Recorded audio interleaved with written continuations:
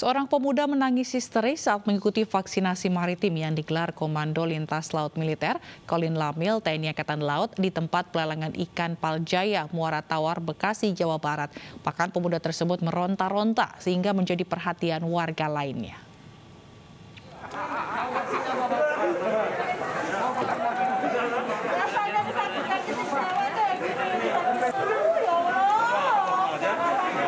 Seperti inilah ekspresi seorang pemuda yang diketahui bernama Rian Firza, warga Tarumajaya, Kabupaten Bekasi, Jawa Barat.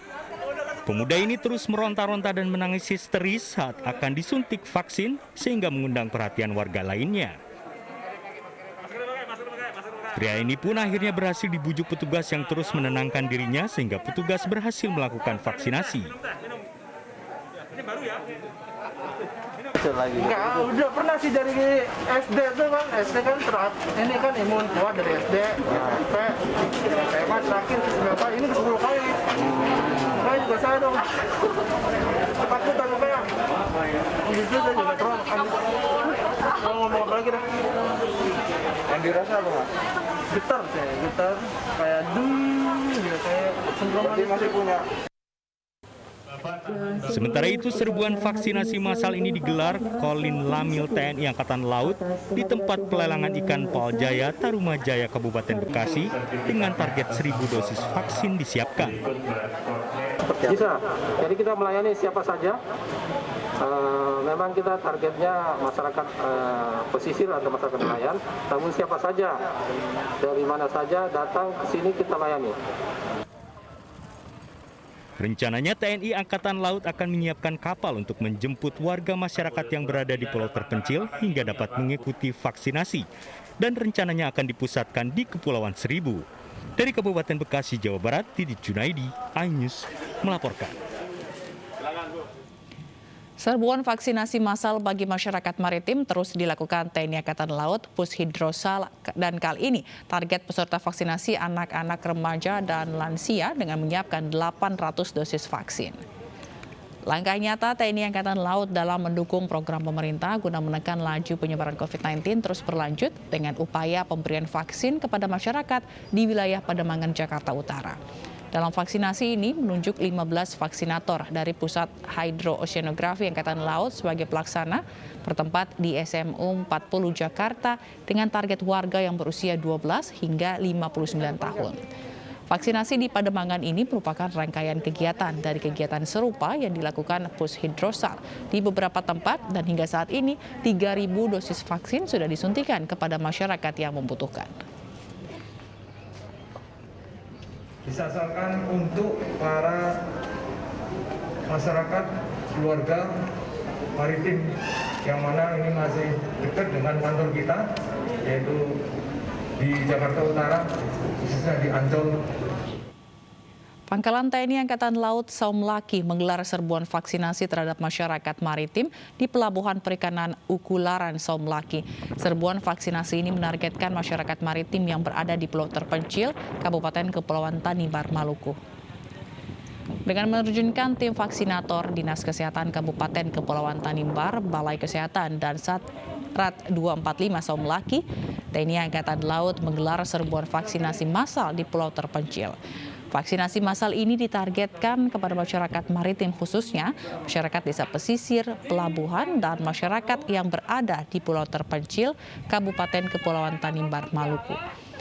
Kegiatan vaksinasi massal ini merupakan perintah langsung Kepala Staf Angkatan Laut Kasal Laksmana TNI Yudo Margono kepada seluruh jajaran TNI Angkatan Laut untuk mensukseskan program pemerintah serbuan vaksinasi 1 juta per hari.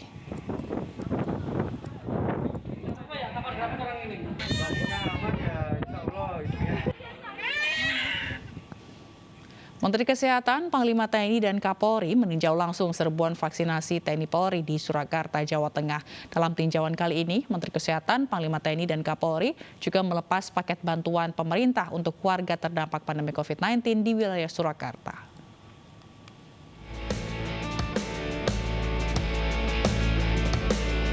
Menteri Kesehatan Budi Gunadi Sadikin, Panglima TNI Marsikal Hadi Cahyanto, dan Kapolri Jenderal Listio Sigit Prabowo dengan didampingi oleh Gubernur Jawa Tengah Ganjar Pranowo pada Sabtu siang memantau kegiatan serbuan vaksinasi TNI Polri yang diadakan di Pendopo Balai Kota dan di Geraha Sabah Surakarta, Jawa Tengah.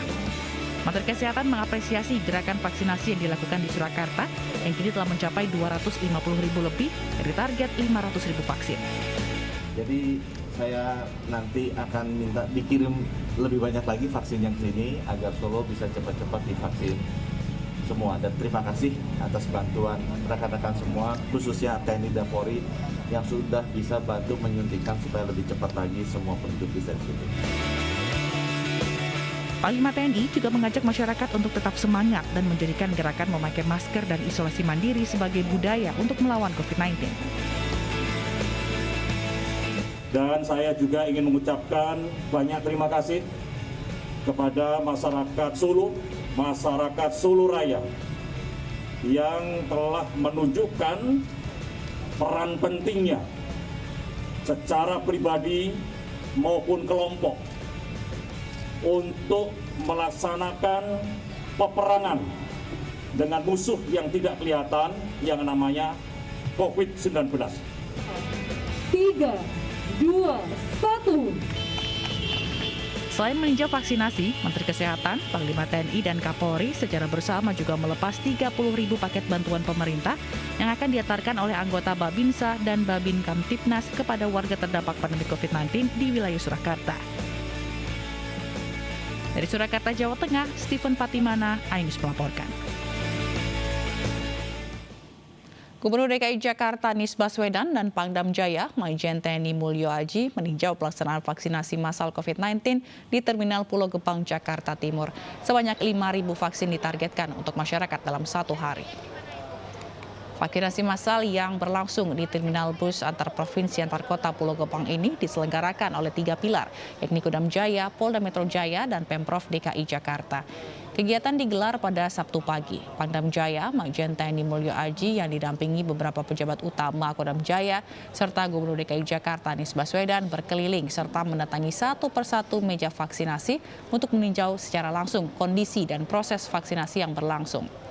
Kegiatan vaksinasi di Terminal Pulau Gebang ini dilakukan selama 2 hari pada tanggal 17 dan 18 Juli. Pendaftaran pun dilakukan dengan 2 cara, yakni secara on the spot atau melalui aplikasi online Jaki. Jadi kita ingin mengundang kepada semua yang sudah vaksin, ceritakan pengalamannya, ajak keluarga, tetangga, kolega untuk vaksinasi. Karena inilah salah satu ikhtiar kita untuk bisa memiliki imunitas sehingga terjaga selama masa pandemi dan dengan begitu bisa lewat pandemi ini dengan cepat. Keputusan terkait perpanjangan PPKM darurat akan diumumkan dalam beberapa hari ke depan. Dan saat ini pemerintah tengah mengevaluasi kebijakan PPKM darurat yang sudah berjalan selama 2 minggu. Saat ini kami sedang melakukan evaluasi terhadap apakah PPKM dengan jangka waktu dan apakah dibutuhkan perpanjangan lebih lanjut. Kami akan laporkan pada Bapak Presiden dan saya kira dalam 2-3 hari ke depan kita juga akan mengumumkan secara resmi. Ada 2 indikator yang kami gunakan mengevaluasi periode transisi di mana beberapa relaksasi bisa dilakukan jika indikator penambahan kasus konfirmasi dan bed occupancy rate trennya semakin baik. Dan kebetulan 2 hari terakhir ini kita lihat membaik dan kita juga lihat periode 14 sampai 21 hari itu kita sudah masuki dalam periode tersebut. Maka kami akan masuki pada fase relaksasi berikutnya. Kami lihat ada beberapa daerah yang mencapai penurunan mobilitas dan aktivitas masyarakatnya sudah cukup baik dan penambahan kasusnya sudah flattening dan sudah menurun seperti DKI Jakarta dan saya melihat Bali juga akan menurun penambahannya dalam 1 minggu ke depan walaupun mungkin masih akan naik dalam 2-3 hari ke depan. Tapi kalau kita konsisten semua, saya melihat akhir Juli posisi kita akan semakin baik. Kemudian yang berkaitan dengan PPKM ini, memang Bapak Presiden memberikan penekanan, yaitu agar dilakukan dengan cara-cara yang humanis, kemudian santun, kemudian manusiawi, tidak berlebihan, meskipun tetap tegas. Karena namanya untuk mendisiplinkan masyarakat itu di tengah masyarakat yang berbeda-beda, kulturnya dan lain-lain, maka perlu ada langkah-langkah tegas, tapi sekali lagi humanis, santun, manusiawi, dan tidak berlebihan, tidak menggunakan kekerasan eksesif. Polri bekerjasama dengan TNI mendistribusikan bantuan sosial dengan memberikan 5.000 paket sembako. Bantuan sosial diperuntukkan untuk masyarakat yang terdampak PPKM darurat.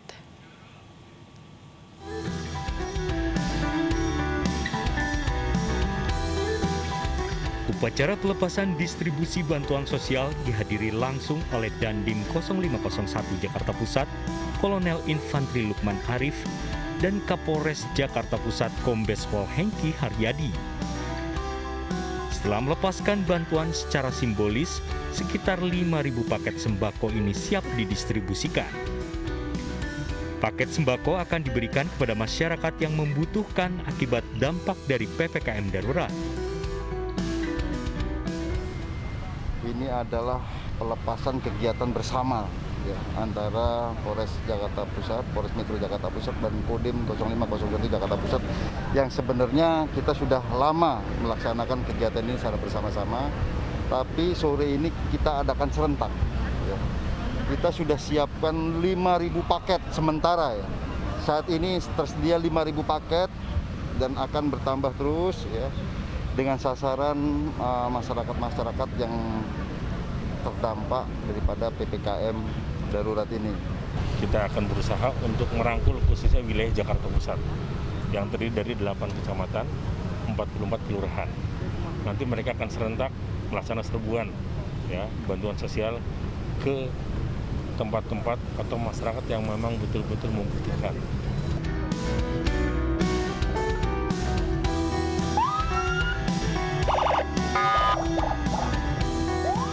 TNI dan Polri berharap dengan adanya bantuan sosial selama pemberlakuan PPKM darurat ini dapat membatasi mobilitas masyarakat. Dari Jakarta, Lika Apriliani, Irfandi, Rizky Solehudin, iNews melaporkan. Salah satu perusahaan pengembang properti mendukung program pemerintah dalam mencapai 1 juta dosis vaksin per hari di bulan Juli. Kegiatan yang bekerja sama dengan Polsek Pasar Minggu ini menyediakan 400 dosis vaksin gratis untuk pekerja dan warga.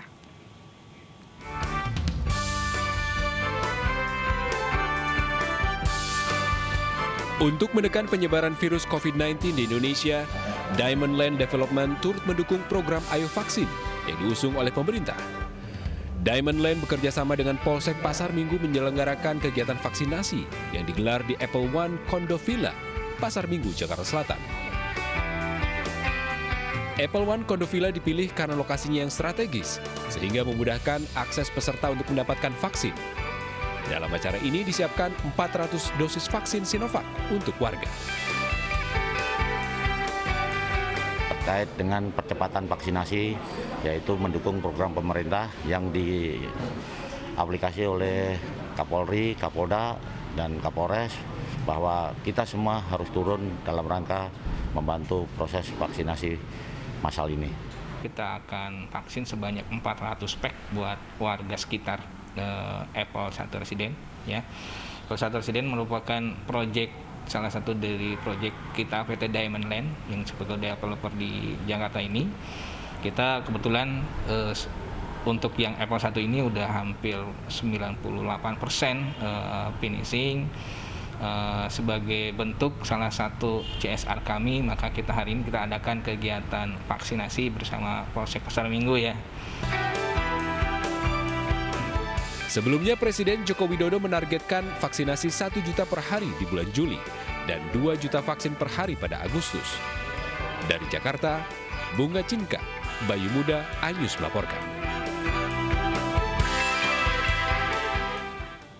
PT Paragon Technology and Innovation melalui Wardah terus menunjukkan komitmennya dalam membantu penanganan pandemi COVID-19 di Indonesia. Mengusung kampanye Langkah Baikmu Berarti, Wardah menyalurkan bantuan dana CSR ke sejumlah rumah sakit, pemerintah daerah, hingga organisasi sosial guna pemenuhan kebutuhan alat kesehatan dan sarana kritikal kesehatan.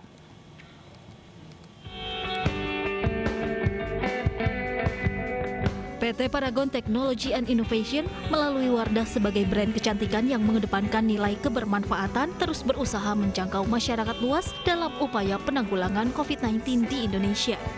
Salah satunya melalui penyaluran dana Corporate Social Responsibility atau CSR kepada sejumlah rumah sakit, pemerintah daerah hingga organisasi sosial. Dilakukan secara bertahap hingga saat ini Wardah telah menyalurkan bantuan ke lebih dari 25 organisasi dan 130 rumah sakit di Indonesia. Dalam penyaluran bantuan CSR ini, Wardah berkolaborasi dengan berbagai pihak, diantaranya RSUP Persahabatan dan RSPI Sulianti Saroso untuk membantu pemenuhan alat kesehatan dan sarana kritikal kesehatan. Selain itu, Wardah juga mendonasikan 1.000 tabung oksigen melalui kerjasama WeCare.id, serta beberapa komunitas lainnya. Secara akumulatif, ketika COVID bergerak, kita ada donasi, lalu dalam bentuk alat kesehatan ke 130 rumah sakit se-Indonesia, dan selama 1 tahun kami terus memberikan donasi semampu kami gitu ya dalam dampak-dampak yang lain, dampak ekonomi, selain dampak kesehatan gitu, kami juga tetap aktif di dunia pendidikan. Kalau ngelihat data sampai hari ini, ya, kita dalam 1 bulan terakhir ini bornya atau tingkat keterisian rumah sakit itu sudah di atas 90% semua, ya, 92, 95, bahkan ada yang 100% untuk ICU-nya. Artinya apa? Itu zona merah betul. Melalui kampanye Langkah Baikmu Berarti, Wardah juga mengajak seluruh elemen masyarakat untuk bersama-sama mengambil peran dan berkontribusi dalam penanganan serta penanggulangan COVID-19 di Indonesia. Dari Jakarta, Fikih Rian, iNews melaporkan.